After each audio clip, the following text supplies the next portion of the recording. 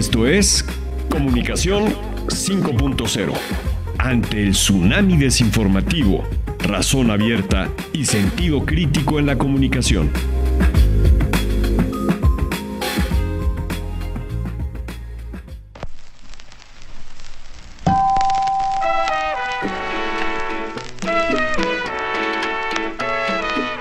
Hoy tenemos el placer de presentarles a un guardián de la música y la cultura popular mexicana, Pavel Granados.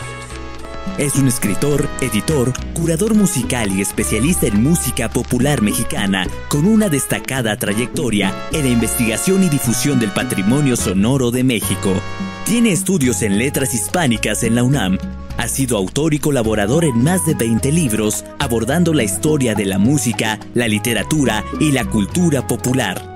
Fue director general de Canal 22, consolidando su liderazgo en la difusión cultural a nivel nacional. Anteriormente dirigió la Fonoteca Nacional, donde impulsó la preservación de archivos sonoros históricos y promovió el reconocimiento del bolero como Patrimonio Cultural Inmaterial de la Humanidad por la UNESCO. Durante 17 años condujo el programa Amor Perdido en Radio Red, dedicado a rescatar grabaciones históricas. A lo largo de su carrera, ha realizado homenajes a figuras icónicas como Agustín Lara, Juan Gabriel, María Victoria, entre otros. Con ello, se convirtió en una de las voces más importantes de la preservación y el análisis de la música mexicana del siglo XX. Es un honor recibir en Comunicación 5.0 a Pavel Granados. Bienvenido.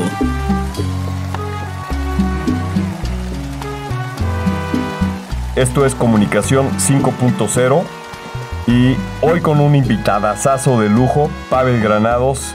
Bienvenido aquí a Comunicación 5.0 y a la Universidad de Anáhuac. Yo feliz de estar contigo, de platicar, de estar aquí. Bueno, la radio me como que revive. Ah, sí. No, además, bueno, estoy cansado y llego a un programa de radio, me despierto. Te despierta, ¿no? Y bueno, pues está en tu ADN, ¿no? El tema de la radio y el tema del sonido. Ahorita platicaremos de ello, pero de verdad es un gustazo que estés por aquí. Igualmente. Nos conocimos estábamos platicando hace un par de años. Sí, yo creo que más, un poquito. ¿O 3 años? Creo no, que porque 3 años. Yo aquí acabo de cumplir 3, entonces máximo 3 años. Sí. Recién llegado. Posiblemente en San Luis Potosí, en la reunión de radios universitarias. Exactamente, ahí en la Autónoma de San Luis Potosí. Y tuvimos, pues, tú tuviste una gran ponencia y luego tuvimos una muy buena conversación. Estabas en ese entonces en la Fonoteca Nacional. Dirigiendo la Fonoteca Nacional. Oye, y a ver, platícanos para partir de este punto. ¿Qué te llevó a la Fonoteca Nacional? Y aquí lo que quiero que me platiques es en qué momento se cruza Pavel con el mundo del sonido y de la música y todo eso. Híjole, bueno, ay, qué pena porque es una respuesta larguísima, pero lo voy a hacer breve, pero... Tenemos tiempo. Tenemos tiempo. Bueno, te voy a decir que la Fonoteca Nacional se cruzó en mi camino desde que inició la Fonoteca Nacional, porque la Fonoteca está cumpliendo 15 años. Bueno, ya va a cumplir este año 16 años. Y yo toda la vida me he dedicado a investigar pues la música mexicana. Sobre todo, una cosa que a mí siempre me ha fascinado han sido los boleros. Sí. Y cuando yo tenía 15 años, 16 años, me fui a buscar a las boleristas de México. Okay. Entonces tuve la suerte de conocer a la primera cantante de boleros que hubo, que se llama Ana María Fernández. Uh-huh. Ella cantó entre 1929 y 1936, nada más cantó 7 años profesionalmente. Okay. Y pues me obsesionó buscarla, la encontré y de ahí me entré a ese mundo pues de las viejas cantantes de boleros de los años 20, de los años 30, de los años 40. Y hoy, ahorita, por ejemplo, estoy trabajando, bueno, es una cosa que estoy haciendo ahorita, con una de las máximas cantantes de boleros, que es María Victoria. Anda. Le vamos a hacer un homenaje en estos días. Y ahorita estoy... Muy merecido. Merecidísimo. Y ahorita, si me permites, ahorita les aviso cuándo. Claro. Pero a partir de entonces, siempre me la pasé sumergido en esto que ahora... creo que le dicen arqueología sonora, pero sí. Ya ahorita se me hace tan arqueológico, se me hace que es muy presente, o sea, que esto, cosa del mundo sonoro, pues lo tenemos de unas cuantas generaciones para acá, no es tanto, claro. Sin embargo, ya es suficiente mar como para sumergirse toda la vida. Y gracias a que se hizo la Fonoteca Nacional, fue creada por Lidia Camacho, allá por 2008, que se fundó la Fonoteca Nacional, 2009, se fundó la Fonoteca Nacional. Es el lugar pues que se necesitaba. Realmente hay muy pocas fonotecas nacionales en el mundo y consiste en una institución que resguarde los productos, los documentos sonoros de un país y que dé los lineamientos para poder preservarlos. Bueno, yo llegué ahí, conocí cuando poco después de que se abrió la fonoteca, Lidia me invitó a conocer la fonoteca. En el sexenio de Calderón, ¿no? Para ubicarnos. Fue ahí en el sexenio de Calderón y aunque creo que Lidia desde el punto de vista como funcionaria que había sido primero directora de Radio Educación, ahí se formó la idea de la Fonoteca Nacional, o sea, desde antes, ¿no? Fue una cosa que tardó mucho en hacerse. Finalmente, 2009 se inaugura y Lidia estuvo poquito tiempo dirigiendo la Fonoteca y después estuvo un abogado, pero que se dedica al arte, que se dedica al teatro, Álvaro Hegebich, y él me invitó a entrar a la Fonoteca Nacional como coordinador del catálogo de música popular mexicana, porque me habló y me dijo, oye, pero aquí ¿qué te gustaría hacer en la fonoteca? Y yo le dije, mira, a mí lo que me gusta y lo que yo sé son los viejos discos de gramófono, o sea, los de 78 revoluciones. Yo sé que ahora, fíjate que el otro día hice un programa de televisión y dije, bueno, traje unos discos antiguos para que la gente sepa cómo eran. Pero de repente me quedé pensando, dije, bueno, y también voy a traer de los modernos, porque ya hay gente que no conoce los CDs. Entonces, ya traje desde discos compactos y creo que llevé un cilindro, que fue lo que inventó Edison en el siglo XIX. Entonces, para que la gente pudiera conocer qué han sido estos soportes sonoros, porque aunque hoy no se ve lo digital, es otra forma de soporte, existe físicamente, ¿no? Sí. Aunque uno lo piensa que es etéreo, ¿no? Entonces así llegué a la Fonoteca Nacional a hacerme cargo primero de ese catálogo de la música popular mexicana, es decir, todo lo que tiene la Fonoteca Nacional. Cuando yo la dejé hace 2 años, un poquito más, tenía 600,000 documentos sonoros. Wow. Teníamos ya digitalizados algo así en alta resolución, es decir, en calidad de preservación. Yo creo que ya más de 14 años seguidos de sonido digitalizado, lo cual es un montón. ¿Cómo no? Porque no se trata nada más de poner a grabar música, sino de hacer un trabajo previo de conservación. Bueno, la Fonoteca Nacional está en Coyoacán, aquí a los compañeros de la carrera de comunicación, de periodismo. Bueno, les quiero decir que ahí está la Fonoteca. Es un tesoro increíble que de veras pocos países tienen. Yo estaba ahí, de vez en cuando recibía yo reconocimiento de varios países que me decían que no existe una institución como esta en muchos lados, porque es un lugar donde te dedicas a investigar, a tratar de descubrir dónde hay sonidos que no tiene nadie.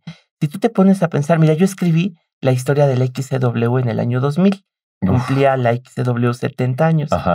Y cuando yo la escribí, mira, pues yo no podía escuchar la radio, lo que yo había podido conseguir, pero yo me hice amigo de los locutores, de los cantantes, de la gente del XCW y me contaron sus cosas y yo tenía discos y lo que tú quieras, pero la XCW no tenía como las posibilidades de ponerte frente a ti su acervo. Lo tenían unas bodegas en Tlalpan, más bien no crees que bóvedas, en unos cuartos.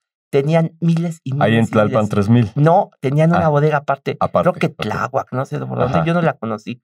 Pero cuando se fundó la Fonoteca, sacaron todo ese material. La Fonoteca ha podido digitalizar y ahora sí hay posibilidad de que vayas a la Fonoteca y escuches pues lo que quedó, porque realmente se perdió todo lo que se grabó antes de los años 50 en la radio. En general en el mundo se ha perdido. ¿Por qué? Porque se desgastaron los materiales. Porque no se acostumbraba a grabar, porque se hacía en unos formatos muy laca que eran, y porque se tiraron a la basura aquí en México.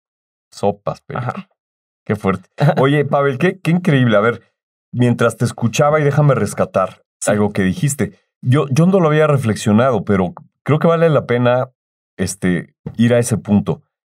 efectivamente nosotros como seres humanos tenemos un acervo visual, pues desde que somos humanos, ¿no? Pintamos ahí en las paredes y etcétera. Digamos, de voz en voz se han pasado historias y mitos y la cultura se ha fomentado ahí, pero siempre ha sido una voz que va pasando a otro, ¿no? Y lo mismo pasa con la música. Al principio pues no había escritura de música y se copiaba y se decía, mira, estos son los ritmos, y ahí va pasando también. Pero realmente es hasta finales del siglo pasado, del siglo antepasado, como lo acabas de decir, con el cilindro de Edison y antes creo que con un hilo de metal. O sea, todas estas partes, digamos, físicas, mecánicas, no había un registro de ninguna obra, de ninguna voz de nadie en la historia. No sé si me equivoco. Bueno, ni siquiera se había pensado en la idea de que pudieras conservar una voz. Una voz. Lo platiqué con un doctor, especialista en sonido allá en París, y me decía, bueno, está el mito del rey Midas, que, bueno, el rey Midas, por esa ambición de querer convertir todo en oro, lo castigan los dioses y le dan orejas de burro. Ajá. Y entonces nadie debe saber, él prohíbe, se amarra las orejas por atrás y nadie debe de saber que el rey tiene orejas de burro. Bueno, hay una persona en el mundo que sí sabe que el rey tiene orejas de burro. ¿Quién? Pues su peluquero. Entonces el rey Midas le dice, mira, tú no puedes decirle a nadie que yo tengo orejas de burro. Si alguien lo sabe, tú lo dijiste, así que si alguien lo sabe, te corto la cabeza.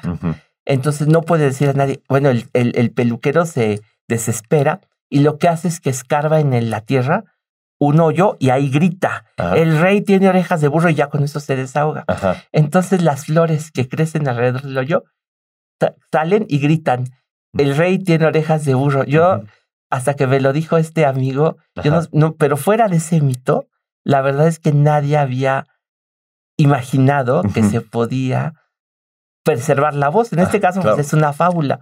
Y bueno, eso es una cosa del siglo X antes de Cristo, no sé.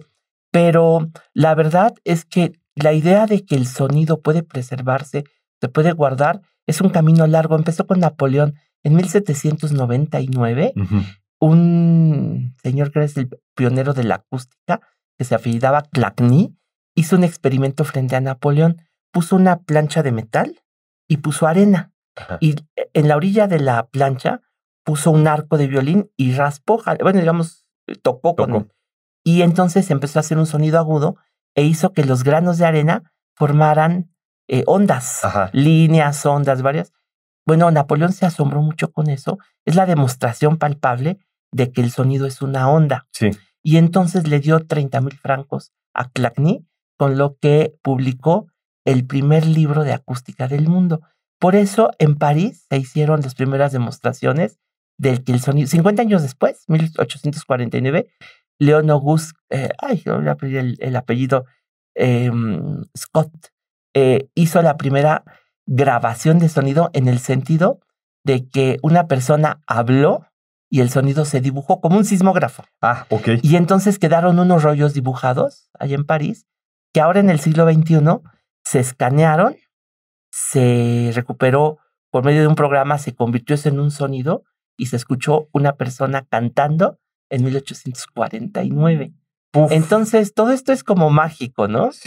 Y de ahí han venido ya las siguientes pues personas como Edison, que en 1876 patentó el fonógrafo, que es que tú hablas sobre una membrana, una especie de micrófono, la parte opuesta a ti, que es una aguja, una púa, pues vibra, y entonces sobre una superficie de cera deja un surco, vuelves a pasar la aguja y se reproduce lo que tú dijiste.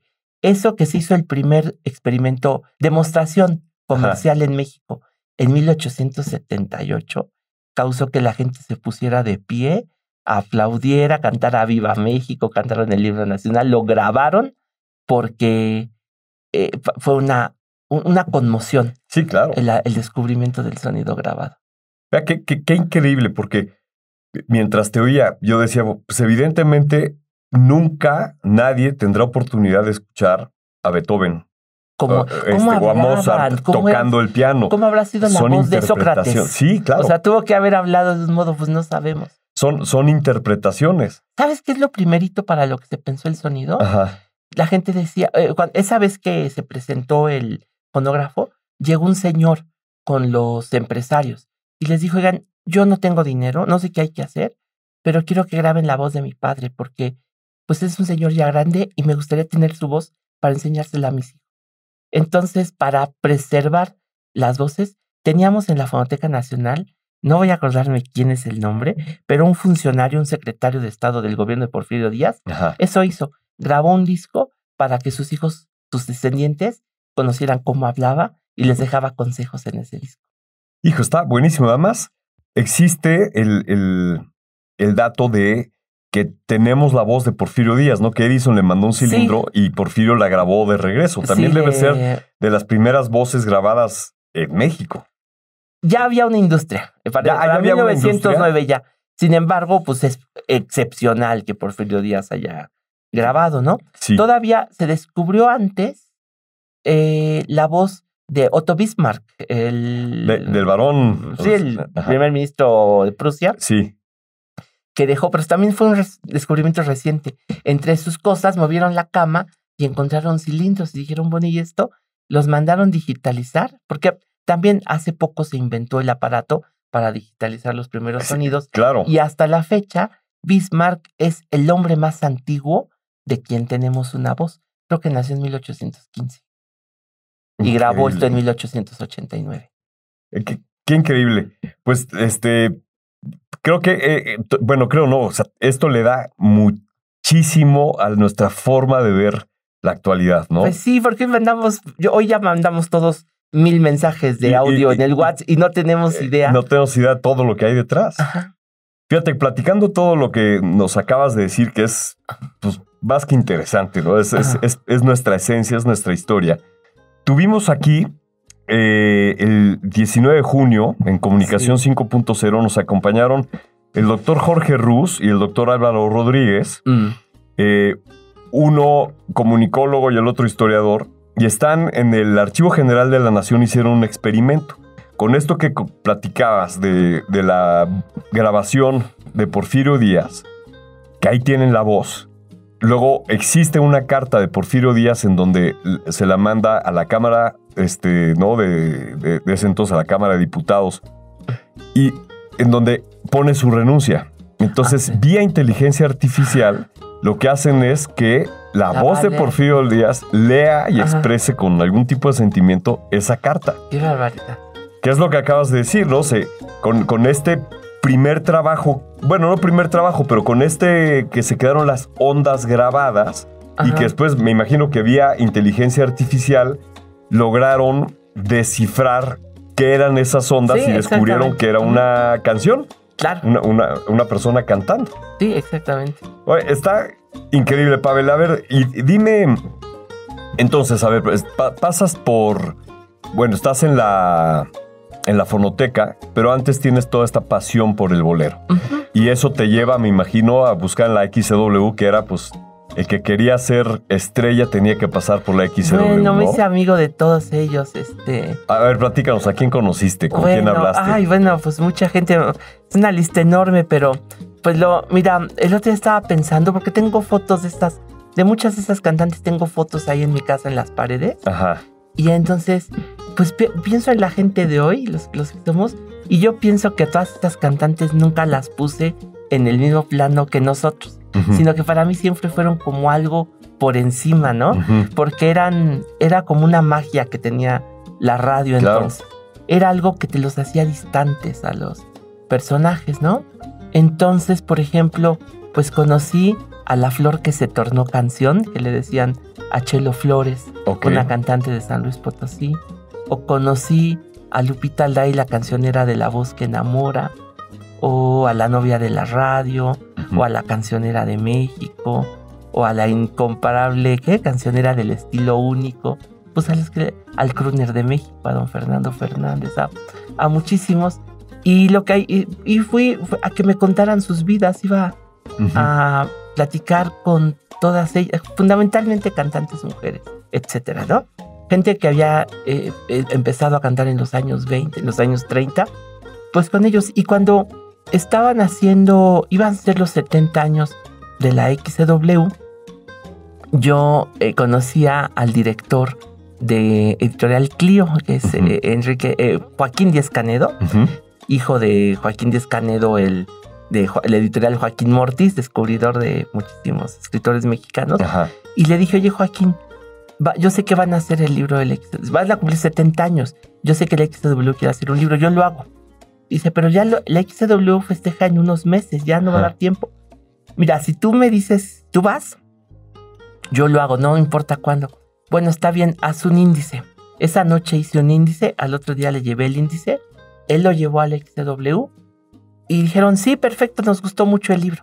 Era un índice que ya estaba hecho y dice, ahora tienes que llenar el índice. Escribí creo que 340 cuartillas en 2 meses. Wow. Me senté nada más no a investigar, yo nada más me senté a contar pues lo que me habían contado todas estas personas. Pues cómo eran los programas de deportes, cómo eran los programas cómicos, cómo era la hora del aficionado. Ahorita me dijiste, ¿quién conociste? Lupita Alday era una muchacha de Izúcar de Matamoros, Puebla, que trabajaba de secretaria. Y un día la radio dijo, señorita, si usted quiere ser intérprete de Agustín Lara, venga mañana al XCW, el Colegio del Amor busca intérpretes para Agustín Lara. Al otro día ya no pidió permiso para ir a trabajar, no se lo dijo a su mamá, fue y se formó, eran 500 muchachas que se habían ido a formar al otro día, y ella ganó. Entonces, cuando ganó tuvo que decirle a su mamá que había faltado a su trabajo para ir y que ahora era el intérprete de Agustín Lara. Entonces, esas historias, muchísimas, o cómo era la hora del aficionado, en que el locutor de la hora del aficionado, Don Lencho se llamaba, era un señor que se dedicaba a espantar, a poner nerviosos a los concursantes. Ya si ganabas y pasabas a la siguiente, te daban una copa con monedas, metías la mano y lo que alcanzaras a sacar, eso era tuyo. Pero había un verdugo, el verdugo te tocaba la campana y te descalificaban si desafinabas. Entonces eran las finales en el teatro.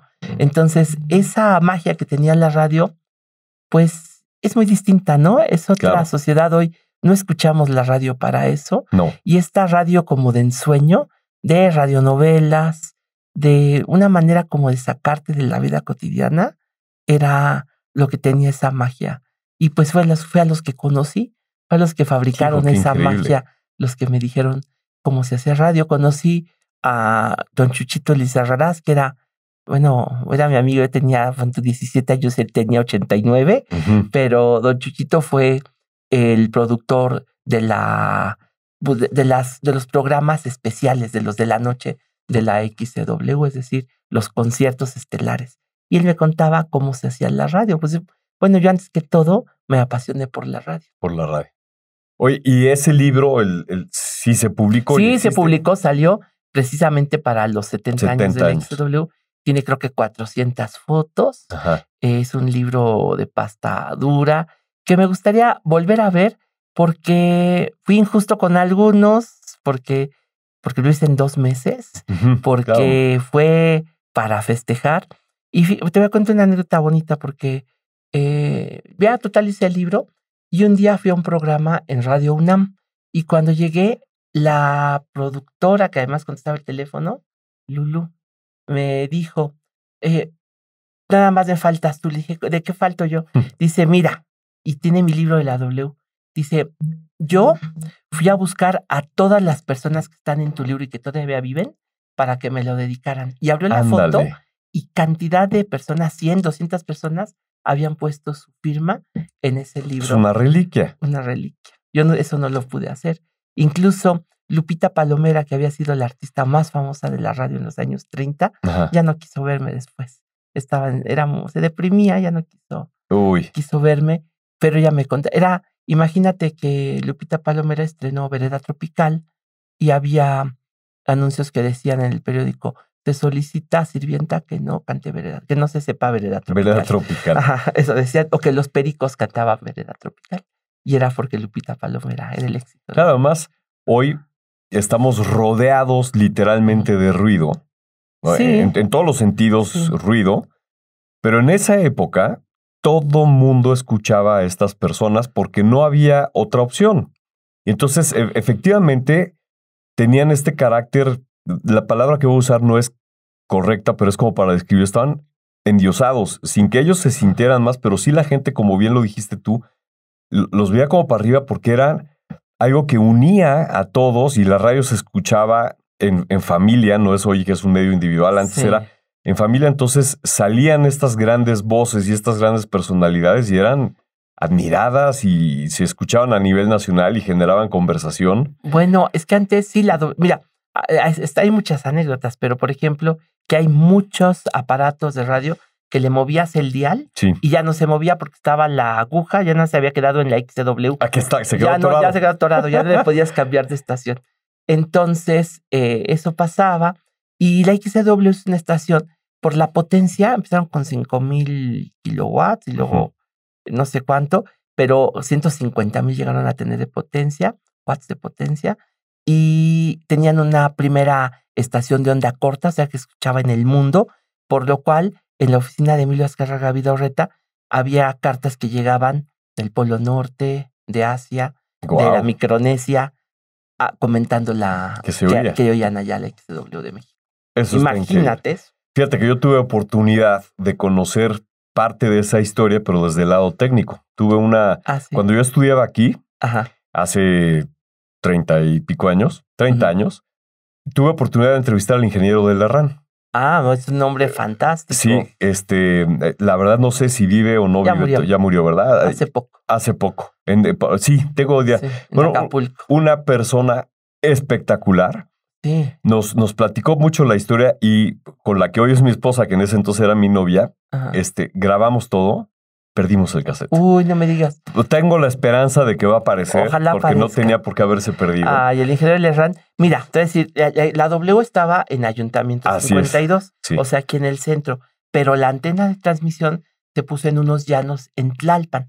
Entonces es la antena inmensa y ahí se construyó una casa para que viviera el ingeniero, el papá del ingeniero de Lerrán. Exactamente. Él puso esa antena de tal manera que yo le decía al ingeniero, ¿usted dónde vivió? Yo de niño vivía en Tlalpan y lo que veía era la antena inmensa, no sé, 100 metros, 150 metros de la antena. Sí, él nos contaba la historia, pues, de que por su papá, efectivamente, que era muy cercano a Emilio Azcárraga Vidaurreta, le toca desde niño ver el emprendimiento, cómo surge, aprender toda la parte técnica, y dice que pues él se sentaba al lado de Agustín Lara a verlo componer cuando Agustín estaba encerrado en su estudio. Bueno, el ingeniero de Lerrán, aparte de que fue ingeniero, aparte de que hizo telescopios, tocaba el piano como Agustín Lara.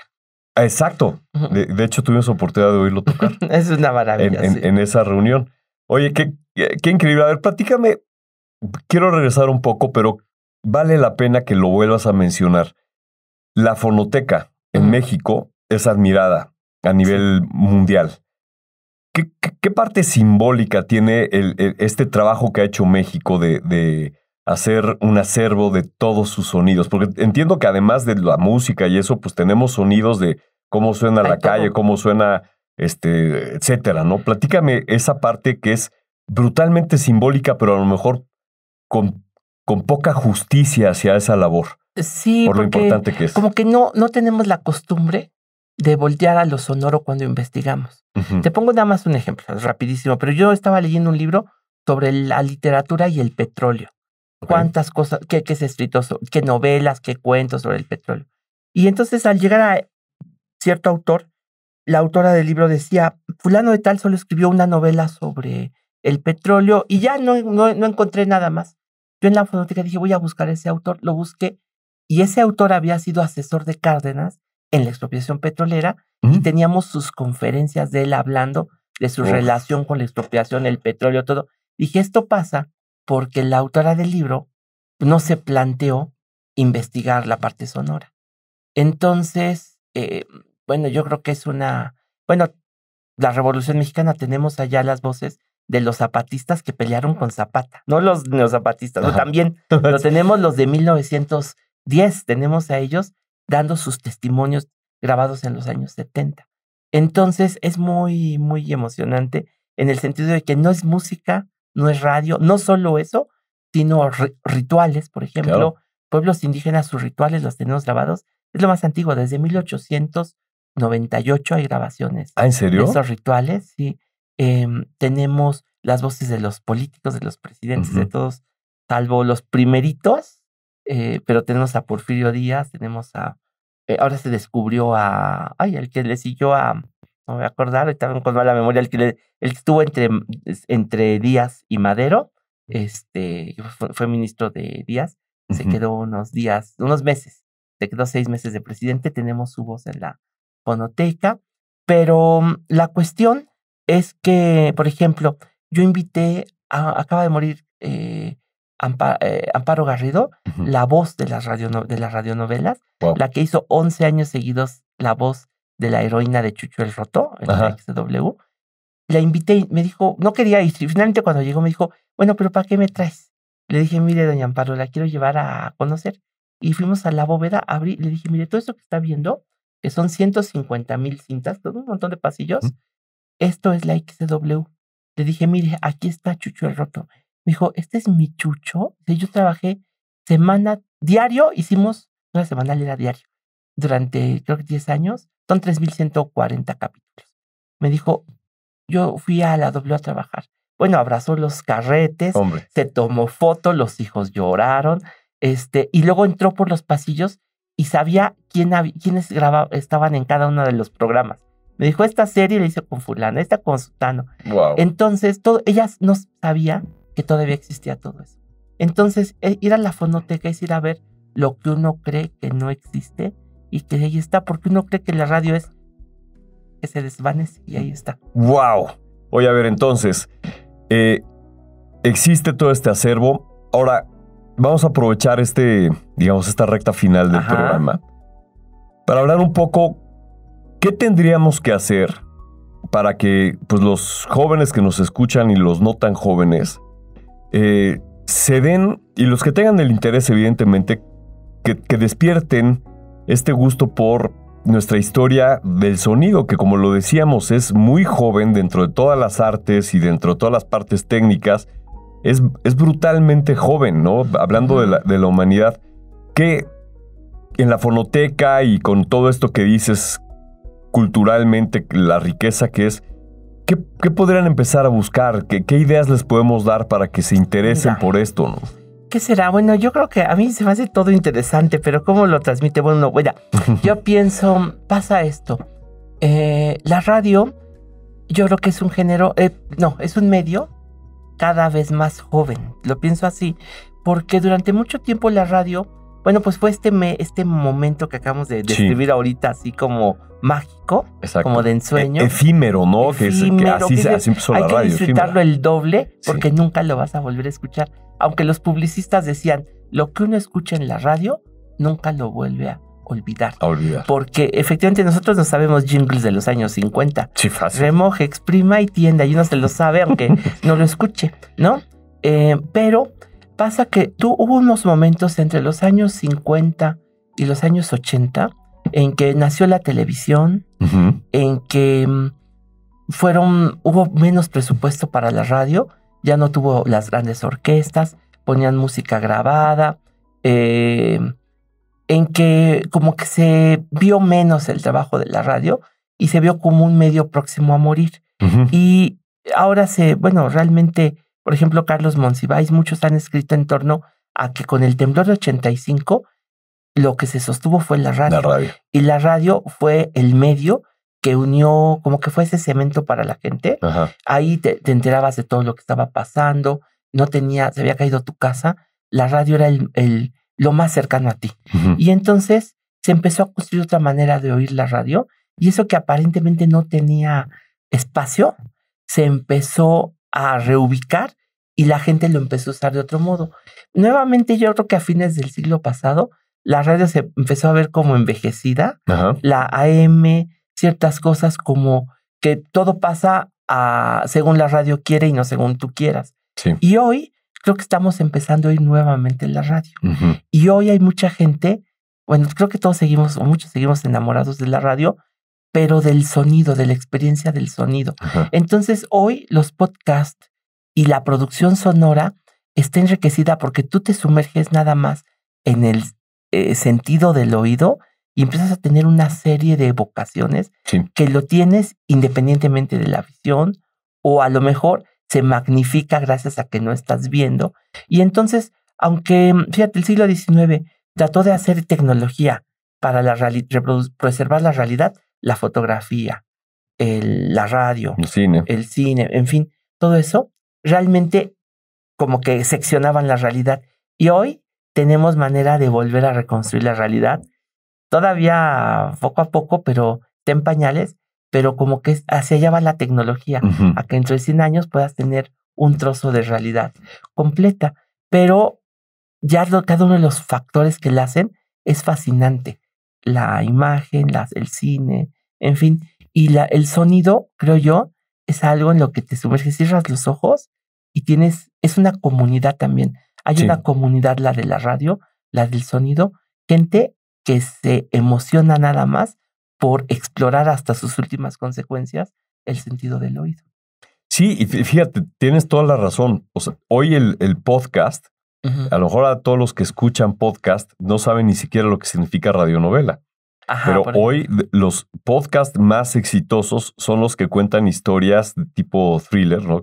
Que asesinatos y cosas así. Es el hit en la parte podcast.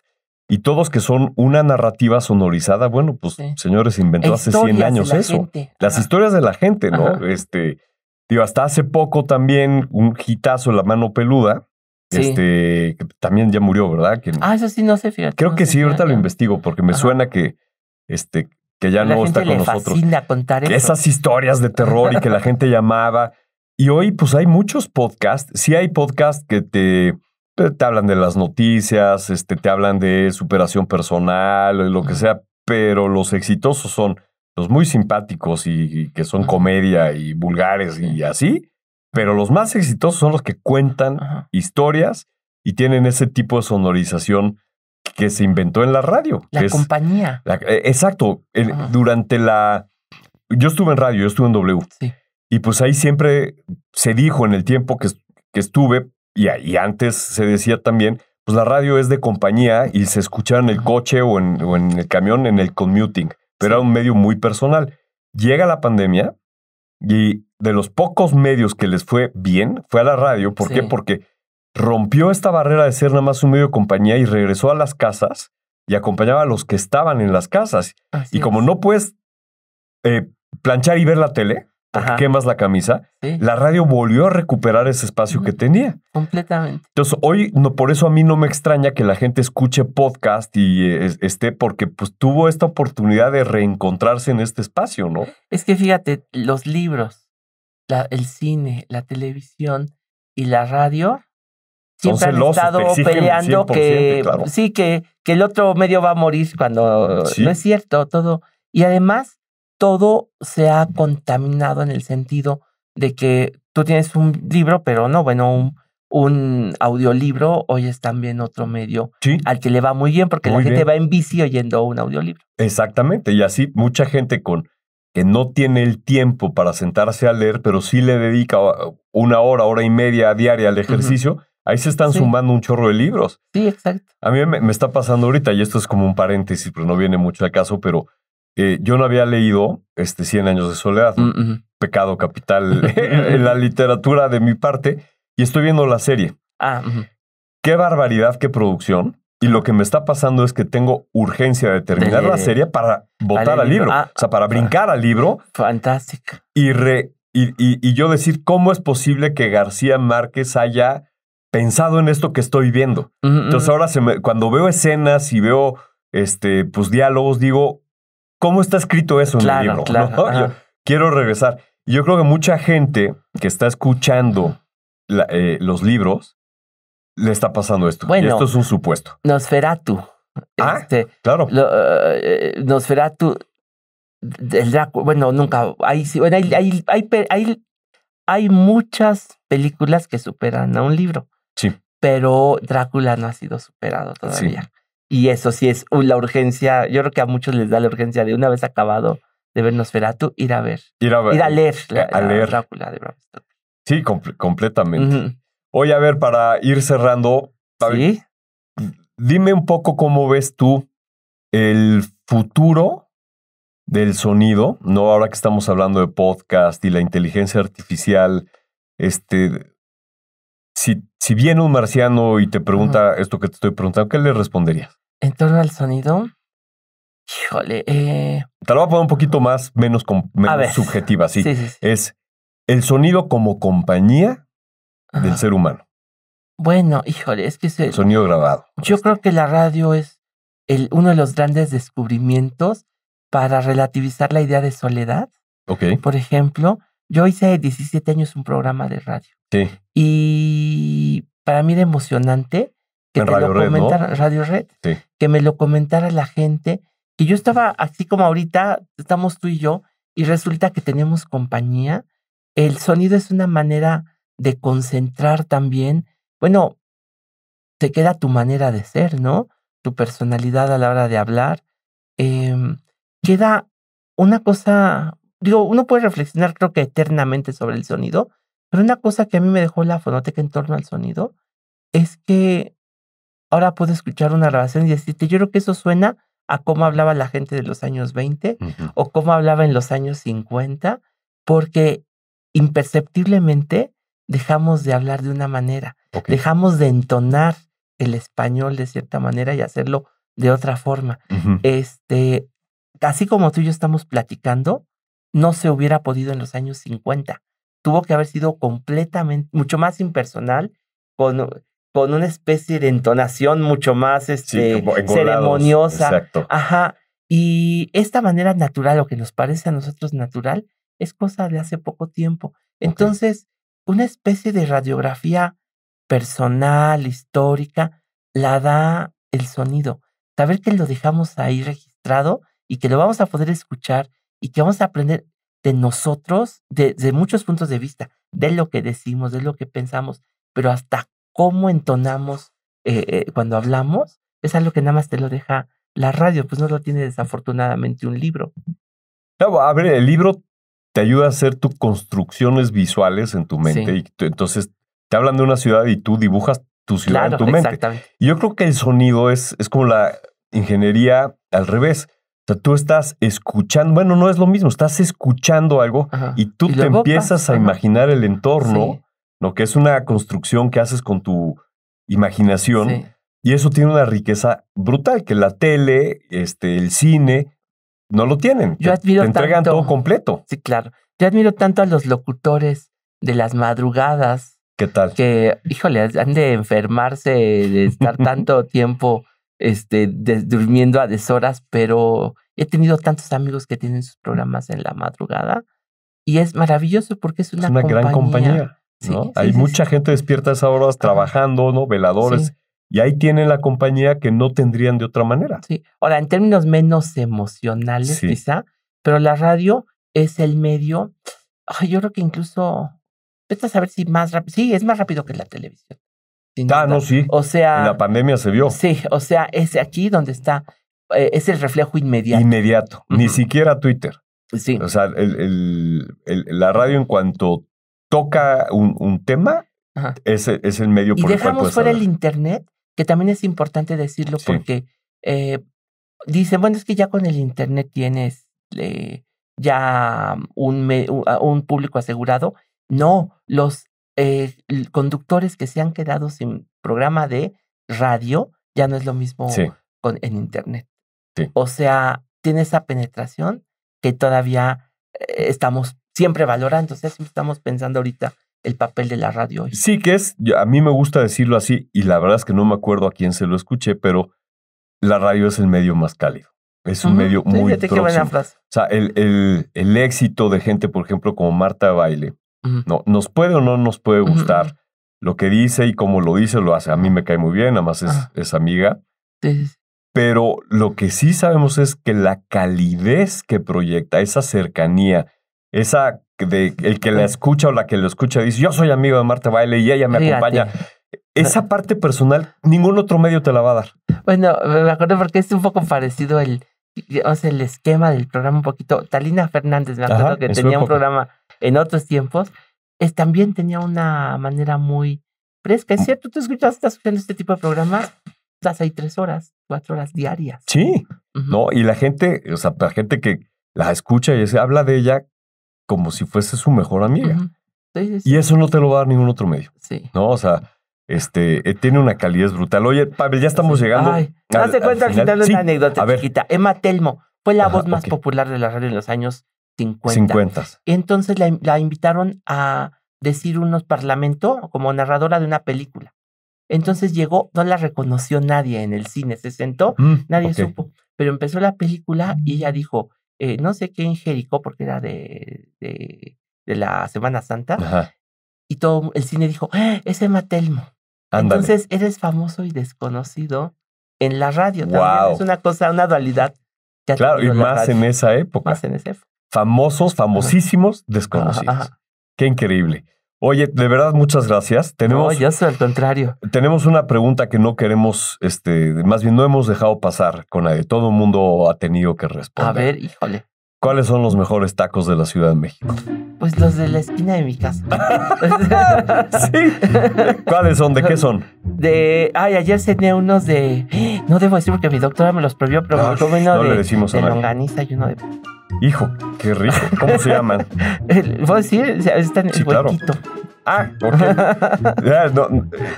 ¿Sabes qué? Como no somos radio comercial, aquí sí podemos decir marcas. Y Qué bueno. Y no eres el primero que habla de huequito, porque son muy buenos. Pero son muy buenos. Sí. Yo creo que ya me declaré aquí públicamente fan del huequito, ¿verdad? Sí. Aunque los tacos Manolo, que me quedan un poquito más lejos, que están ahí en la Colonia del Valle, en Narvarte, son los mejores que he comido de pasta. Manolo, me los apunto también. Pavel, de verdad ha sido un placer tenerte aquí. No, un placer para mí. Ahorita se me ocurrían mientras hablabas miles de ideas y siempre aquí les prometo que vamos a regresar, vamos a tener a lo mejor algunas sesiones de programas con varias de las personas que han estado con nosotros, pero de verdad te agradezco el que te hayas dado la vuelta por acá y me da muchísimo gusto verte bien y que nos vamos a seguir viendo. Claro que sí, yo soy. Gracias, Pavel. Gracias. Esto es Comunicación 5.0 en Radio Anáhuac 1670 AM.